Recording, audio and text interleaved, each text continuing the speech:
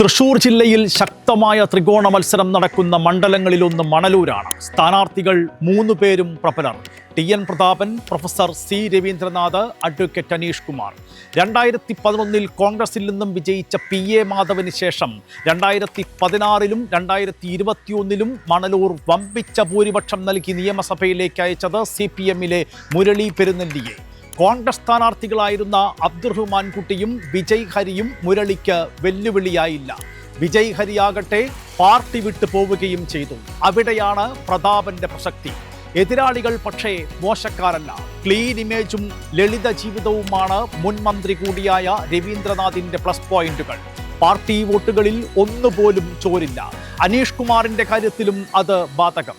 സുരേഷ് ഗോപിയുടെ വിജയത്തിൽ നിർണായക പങ്കുവഹിച്ച അനീഷ് കുമാറിന് പിന്നിൽ പാർട്ടിയും RSSും ഒറ്റക്കെട്ടാണ്. അതിനാൽ തന്നെ BJPയിൽ നിന്ന് വോട്ടു ചോർച്ച ഉണ്ടാകില്ല. CPM-ഉം BJPയും അവരവരുടെ വോട്ടുകൾ കൃത്യം പിടിച്ചാൽ, ക്രോസ് വോട്ടിംഗ് നടക്കാതിരുന്നാൽ പ്രതാപനാണ് ജയസാധ്യത.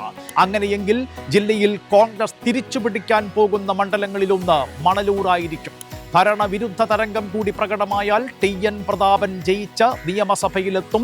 UDF ആണ് അധികാരത്തിൽ വരുന്നതെങ്കിൽ പ്രതാപനിലൂടെ മണലൂരിന് ഒരു മന്ത്രിയെയും കിട്ടിയേക്കാം.